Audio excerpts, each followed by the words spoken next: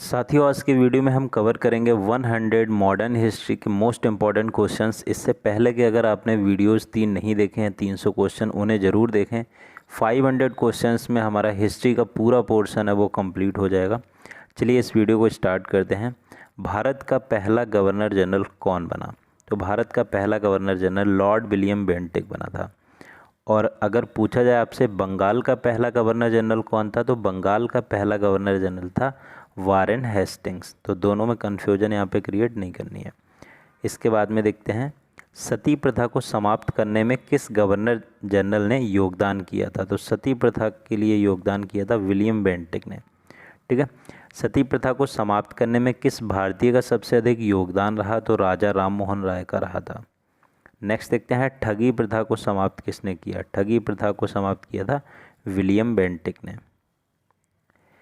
अंग्रेजी को शिक्षा का माध्यम किसकी अनुशंसा पर बनाया गया था? तो अंग्रेजी को शिक्षा का माध्यम लॉर्ड मैकाले के अनुशंसा पर बनाया गया था।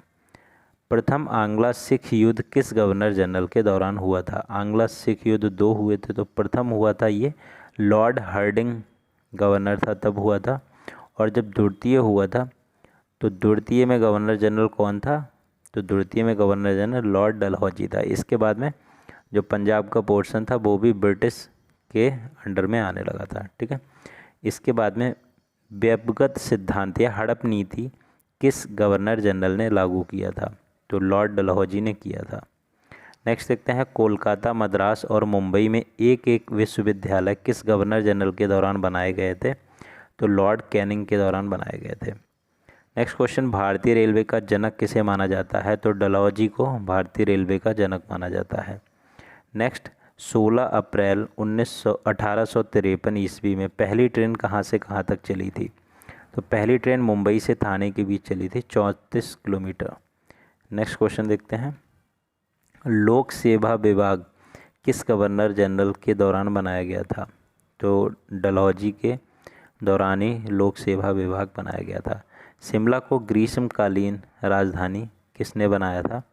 तो ये बनाया था, ये भी डलहौजी ने ही बनाया था, ग्रीष्मकालीन राजधानी शिमला को। नेक्स्ट है, डलहौजी हिल स्टेशन कहाँ स्थित है? तो डलहौजी हिल स्टेशन है ये हिमाचल प्रदेश में ही स्थित है। नेक्स्ट क्वेश्चन, पहले भारतीय कौन थे जिन्होंने लंदन में हुई सिविल सेवा परीक्षा में सफलता हासिल की थी? तो पहले भारतीय थे सत्येंद्र नाथ टैगोर। साथियों, अगर आपको पसंद आ रहा है, हेल्पफुल लग रहा है, तो वीडियो को लाइक ज़रूर करें और चैनल पे पहली बार हैं तो सब्सक्राइब कर लें। भारत में सबसे पहले सिविल सेवा परीक्षा का आयोजन कहाँ किया गया? तो सबसे पहले किया गया था, वैसे लंदन में होता था, फिर लंदन और इलाहाबाद दोनों जगह होने लगा था, तो इलाहाबाद राइट आंसर होगा। नेक्स्ट यहाँ पे है, भारत का प्रथम वायसराय कौन था? तो गवर्नर जनरल के बाद में 1857 की क्रांति हुई, उसके बाद में जो गवर्नर जनरल की पोस्ट थी उसको वायसराय बना दिया गया, तो लॉर्ड कैनिंग यहाँ पे राइट आंसर होगा। 1857 की क्रांति के दौरान गवर्नर जनरल कौन था? तो लॉर्ड कैनिंग ही यहाँ पे गवर्नर जनरल था। विधवा पुनर्विवाह अधिनियम स्वतंत्र रूप से लागू किसने किया था? तो स्वतंत्र रूप से लागू किया था कैनिंग ने। नेक्स्ट देखते हैं, विधवा पुनर्विवाह अधिनियम में किस भारतीय की महत्वपूर्ण भूमिका रही?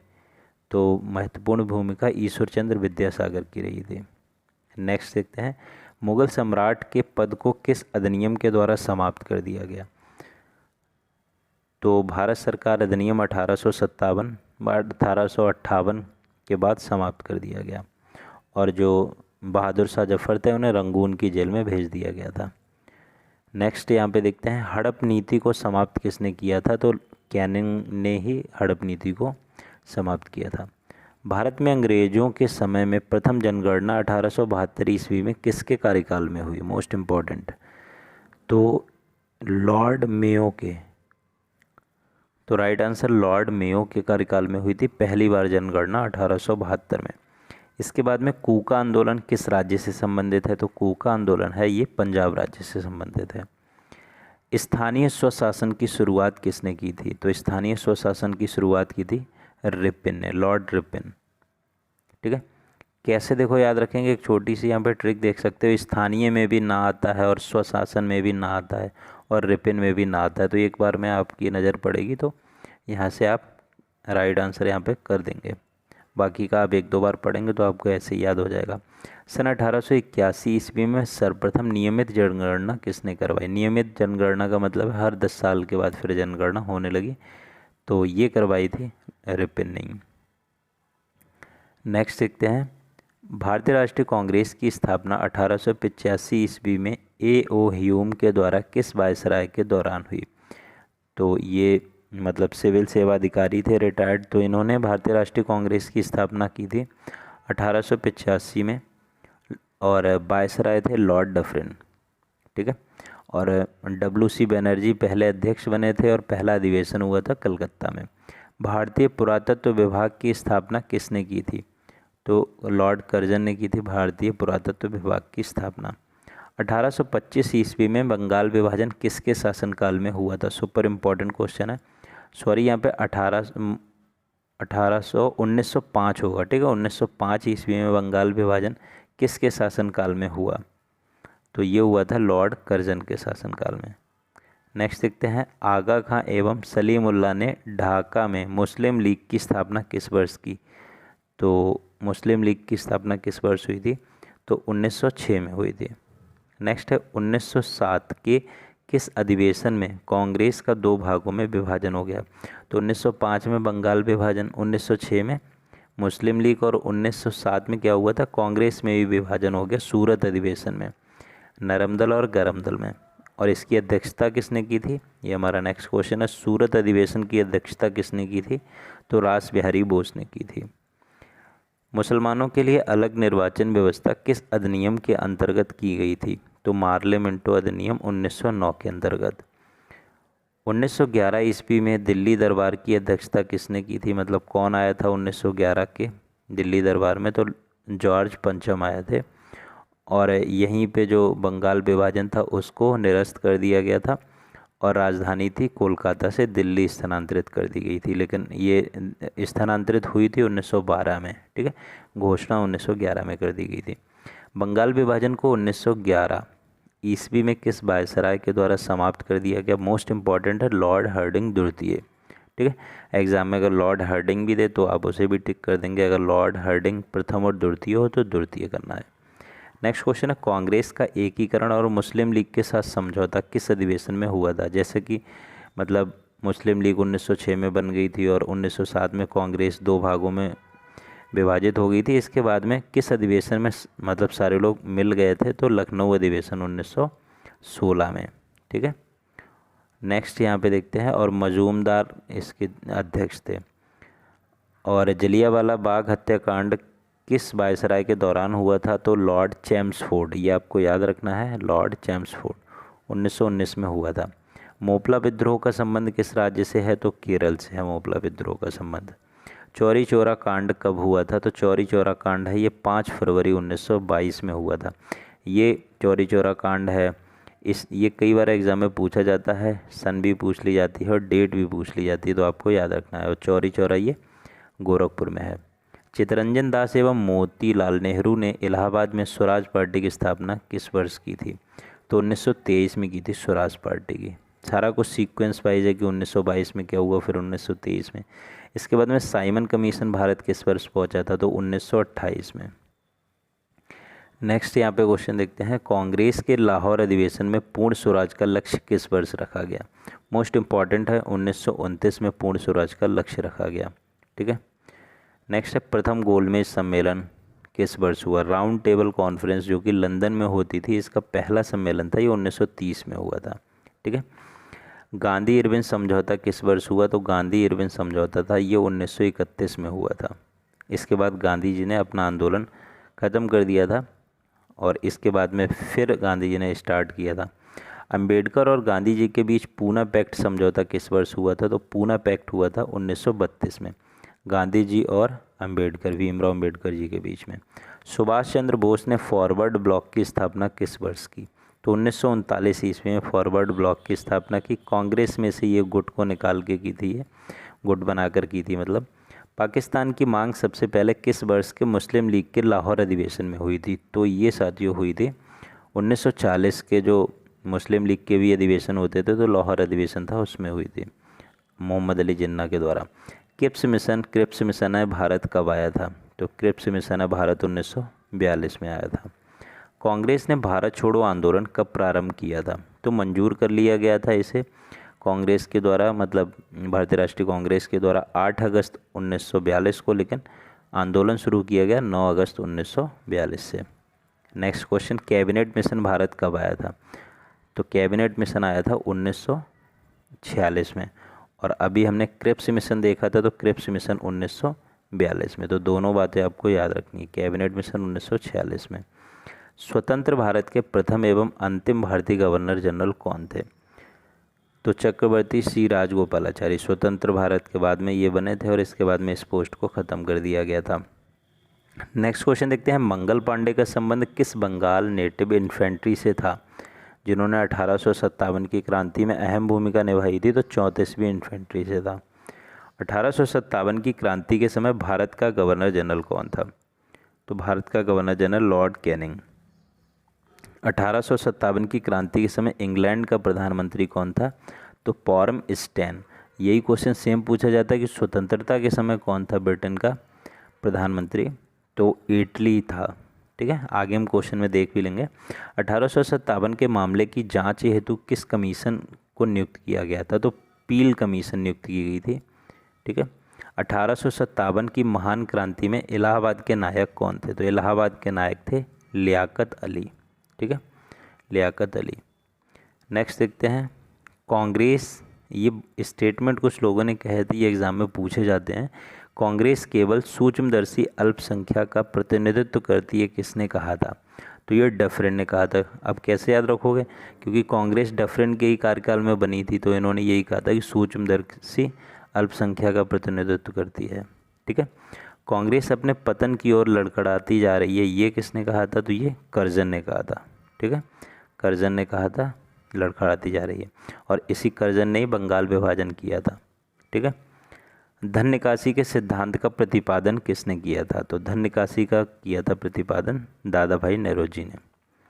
Poverty and un British rule in India पुस्तक किसने लिखी थी? तो दादा भाई नौरोजी ने लिखी थी, poverty and un British rule in India. Lord Curzon ने कब बंगाल विभाजन के निर्णय की घोषणा की थी? तो निर्णय की घोषणा की थी 20 जुलाई 1905 को, लेकिन लागू कब हुआ था? 20 जुलाई 1905 आपको याद रखना है। इसके बाद में बंगाल विभाजन कब प्रभावी हुआ? तो ये प्रभावी हुआ था 16 अक्टूबर 1905 से। ठीक है, ये तो बंगाल विभाजन के बाद ही स्वदेशी आंदोलन चलाया गया था। ब्रिटिश हाउस ऑफ कॉमन का चुनाव लड़ने वाले पहले भारतीय कौन थे? तो ब्रिटिश हाउस ऑफ कॉमन का चुनाव लड़ने वाले पहले भारतीय थे दादा भाई नौरोजी। स्वराज की मांग सर्वप्रथम 1906 में किसने की थी? तो दादा भाई नौरोजी ने की थी। ठीक है, बाकी का पूर्ण स्वराज की थी 1929 के लाहौर अधिवेशन में नेहरू जी ने। स्वामी विवेकानंद ने अमेरिका के शिकागो नगर में सर्व धर्म सम्मेलन में किस वर्ष भाषण दिया था? तो ये दिया था 1893 में, और बहुत ही शानदार भाषण था। इन्होंने स्टार्ट किया था कि अमेरिका के मेरे प्यारे भाइयों और बहनों से, तो पूरा हॉल था वो तालियों की गड़गड़ाहट से मतलब गूंज उठा था। गणपति और शिवजी उत्सव मनाने का श्रेय किसको जाता है? तो बाल गंगाधर तिलक को जाता है। नेक्स्ट क्वेश्चन देखते हैं, भारतीय शांति का जनक किसे कहा जाता है? तो भारतीय शांति का जनक कहा जाता है बाल गंगाधर तिलक को। जर्मनी में 7वीं अंतर्राष्ट्रीय कांग्रेस में तिरंगा फहराने के लिए किस भारतीय मूल की महिला को जाना जाता है?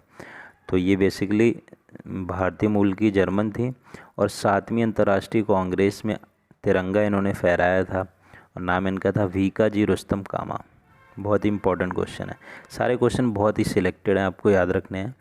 गदर पार्टी की स्थापना किसने की थी? तो लाला हरदयाल ने की थी।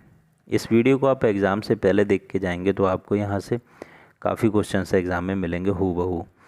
1915 ईस्वी में अंग्रेज़ सरकार ने केसरे हिंद की उपाधि से किसे सम्मानित किया था? तो महात्मा गांधी को सम्मानित किया था। हालांकि ने 1919 में जलियांवाला बाग हत्याकांड के बाद वापस कर दी थी उपाधि। होम रूल लीग की स्थापना किसने की थी? तो बाल गंगाधर तिलक और एनी बेसेंट ने की थी। तो देखो, बाल गंगाधर तिलक ने तो पुणे में की थी, और इसके बाद में एनी बेसेंट ने की थी मद्रास में। ठीक है, तो दोनों ने की थी, ये आपको याद रखना है। अगर अलग अलग पूछ लिया जाता है तो इस हिसाब से आंसर करना है। महात्मा गांधी ने साबरमती आश्रम की स्थापना किस वर्ष की थी? तो 1916 में की थी साबरमती आश्रम की स्थापना।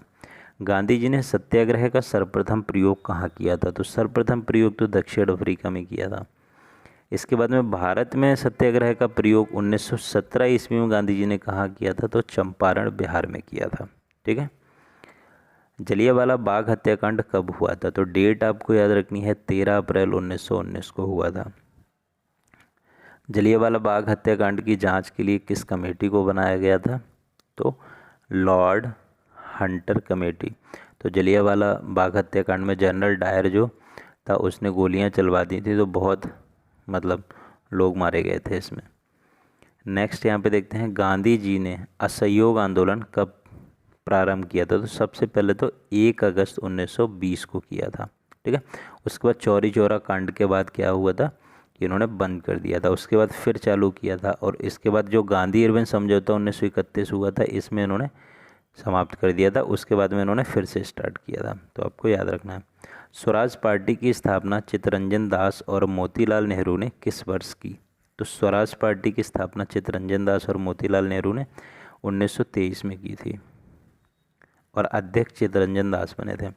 गांधी जी ने कांग्रेस के बेलगांव अधिवेशन की अध्यक्षता किस वर्ष की थी? तो गांधी जी ने एक बार ही बस कांग्रेस की अध्यक्षता की थी, वो भी 1924 में। सुपर इम्पॉर्टेंट क्वेश्चन है। एक क्वेश्चन बहुत इंपॉर्टेंट ये है, हिंदुस्तान सोशलिस्ट रिपब्लिकन एसोसिएशन की स्थापना किसने की थी? तो हिंदुस्तान सोशलिस्ट रिपब्लिकन एसोसिएशन की स्थापना भगत सिंह ने की थी। नेक्स्ट है, काकोरी कांड किस वर्ष हुआ था? तो काकोरी कांड हुआ था 1925 में, जो ट्रेन लूटी थी।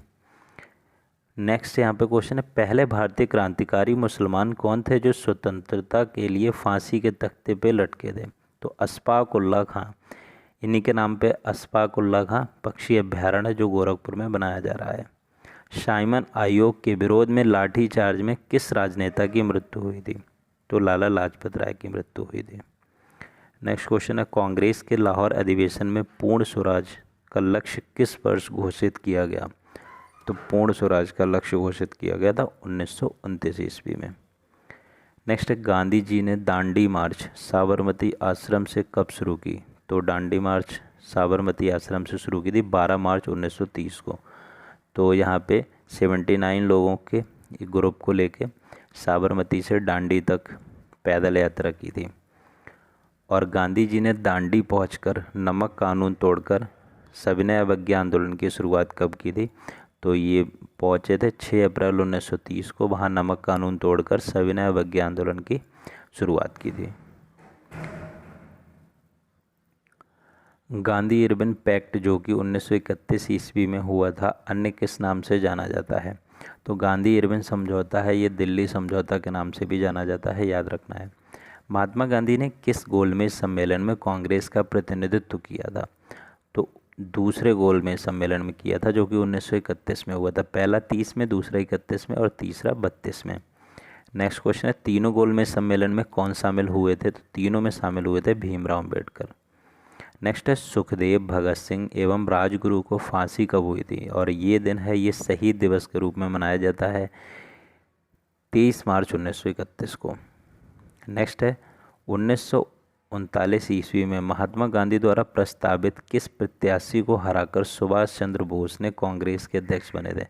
1939 में महात्मा गांधी द्वारा प्रस्तावित कौन प्रत्याशी था जिसे सुभाष चंद्र बोस ने हराया था और अध्यक्ष कांग्रेस के बने थे? तो पट्टाभी सीतारमैया।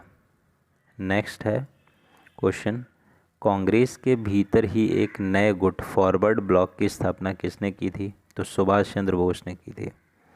नेक्स्ट क्वेश्चन है, फ्री इंडिया लीजन नामक सेना किसने बनाई थी? तो ये अफ्रीका से कुछ भारतीय जो बंदी थे उन्हें छुड़ाया था, उनको भी शामिल किया था, और फ्री इंडिया लीजन नामक की सेना बनाई थी सुभाष चंद्र बोस ने। नेक्स्ट है, मुस्लिम लीग के लाहौर अधिवेशन में अध्यक्षता करते हुए मोहम्मद अली जिन्ना ने भारत से अलग मुस्लिम राष्ट्र पाकिस्तान की मांग कब की थी? तो ये 1940 में की थी, 24 मार्च 1940 में। नेक्स्ट क्वेश्चन है भारत छोड़ो आंदोलन की शुरुआत कब हुई थी? तो शुरुआत हुई थी 9 अगस्त 1942। बहुत ही इंपॉर्टेंट क्वेश्चन है ये। करो या मरो का नारा किसने दिया था? तो करो या मरो का नारा दिया था महात्मा गांधी ने। नेक्स्ट क्वेश्चन है भारत छोड़ो आंदोलन के समय खुफिया रेडियो चलाने के कारण पूरे देश में कौन विख्यात हुई? तो ऊषा मेहता विख्यात हुई थी। नेक्स्ट क्वेश्चन, आज़ाद हिंद फौज की सफलतापूर्वक स्थापना का श्रेय किसको जाता है? तो रास बिहारी बोस को जाता है। नेक्स्ट क्वेश्चन, आज़ाद हिंद फौज का सर्वोच्च सेनापति किसे बनाया गया था यहाँ पे? तो ये बनाया गया था सुभाष चंद्र बोस को। देखो यहाँ पे कन्फ्यूजन हो जाती है कि आज़ाद हिंद फौज की स्थापना किसने की थी। बहुत सारे लोग सुभाष चंद्र बोस लगाते हैं, लेकिन रास बिहारी बोस ने की थी। और जो आज़ाद हिंद फौज के सर्वोच्च सेनापति है ये बनाया गया था सुभाष चंद्र बोस को। ठीक है, तो साथ ही वीडियो कैसा लगा कमेंट सेक्शन में ज़रूर बताएं। वीडियो देखने के लिए बहुत बहुत धन्यवाद।